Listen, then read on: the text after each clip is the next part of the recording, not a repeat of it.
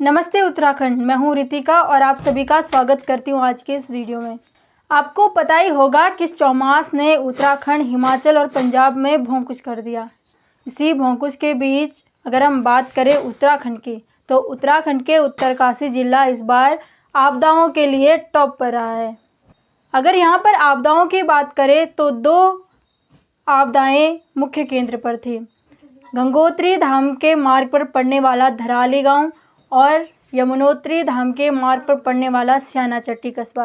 अगर हम धराली की बात करें तो धराली में फ्लड आने के कारण पूरा गांव मिट्टी के मलबे के नीचे दब गया। और अगर हम करें बात स्याना चट्टी की, तो स्याना चट्टी यमुना नदी में रुकावट, पानी जलस्तर बढ़ने के कारण और आगे से फ्लड से मार्ग बाधित होने के कारण पूरा स्याना चट्टी कस्बा पानी में डूब गया। अब इन्हीं आपदाओं के बीच जो नेता हैं, अधिकारी हैं, वो तो क्षेत्र के जायजे पर आएंगे ही। और जब भी उत्तराखंड में कोई आपदा आती है और कोई भी नेता या दिग्गज अधिकारी क्षेत्र में मौके पर आते हैं, तो सड़कें साफ कर दी जाती हैं, सड़कें सही कर दी जाती हैं।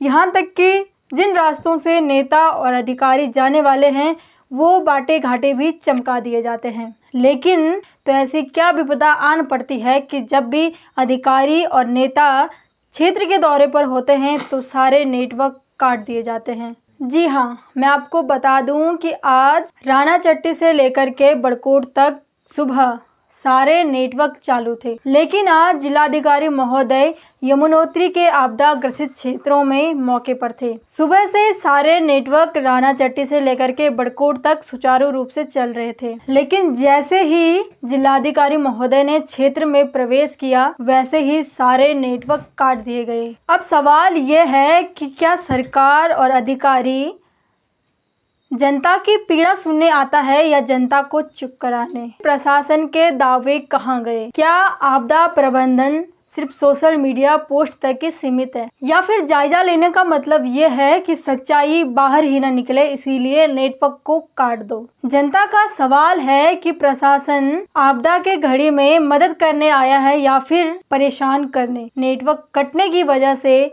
लोगों का आपसी संपर्क टूट रहा था। हो सकता है कि जिस घड़ी में, जिस समय में अधिकारी क्षेत्र के दौरे पर थे, मौके पर थे, उस समय किसी की तबीयत खराब हुई हो, कोई प्रसव की पीड़ा से करा रहा हो, या फिर किसी की कोई और इमरजेंसी हो। जहां रोड की कनेक्टिविटी से वंचित वो क्षेत्र है, वहां पर 2 से 3 घंटे के लिए नेटवर्क से भी वंचित कर दिया गया। क्योंकि सच्चाई ये है कि जब जब जनता सरकार से उम्मीद लगाए बैठती है, तब सिस्टम नेटवर्क काट देता है। ऐसे ही कुछ दिनों पहले जिलाधिकारी महोदय ने सोशल मीडिया पर मीडिया के माध्यम से पोस्ट किया था कि 12 सितंबर से दोनों धामों पर यमुनोत्री तथा गंगोत्री में यात्रा सुचारू रूप से चलेगी। लेकिन आज ही 13 सितंबर को हकीकत देखिए। यमुनोत्री धाम के रास्ते और गंगोत्री धाम के रास्ते पर यात्रियों को रोक दिया गया। यात्रियों की संख्या लगभग 600 से 700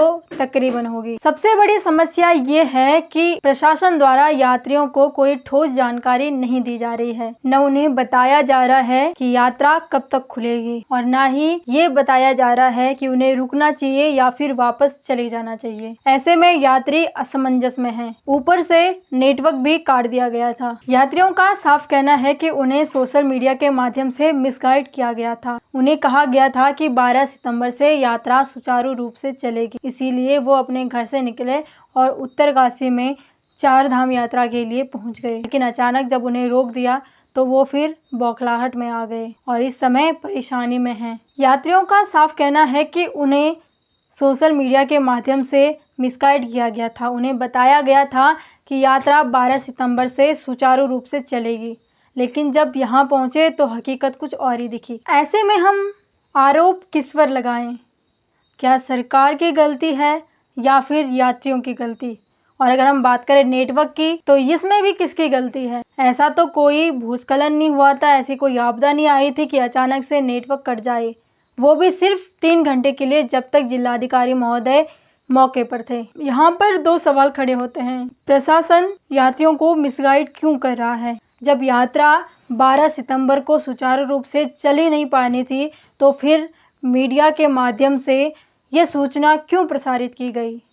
उसके अलावा दूसरा सवाल ये है कि जब क्षेत्र में फिर से कोई ऐसी आपदा नहीं आई थी, तो फिर सिर्फ 3 घंटे के लिए जब तक जिलाधिकारी महोदय मौके पर थे, उस समय ऐसा क्या हो गया कि नेटवर्क काट दिए गए और जैसे ही जिलाधिकारी महोदय वापस आए वैसे ही नेटवर्क फिर से शुरू कर दिए गए। तो ये 2 सवाल आप सभी के बीच हैं। आप हमें कमेंट बॉक्स में बताइए कि क्या आप मेरी बात से सहमत हैं और इसका कारण क्या हो सकता है। यदि आपको हमारी वीडियो पसंद आए तो हमें like, comment, share and subscribe करना बिल्कुल ना भूलें। यदि आप हमें इंस्टाग्राम, फेसबुक पर देख रहे हैं तो हमें फॉलो जरूर करिए। जल्दी मिलेंगे अगली अपडेट के साथ। अभी के लिए इतना ही काफ़ी। नमस्कार।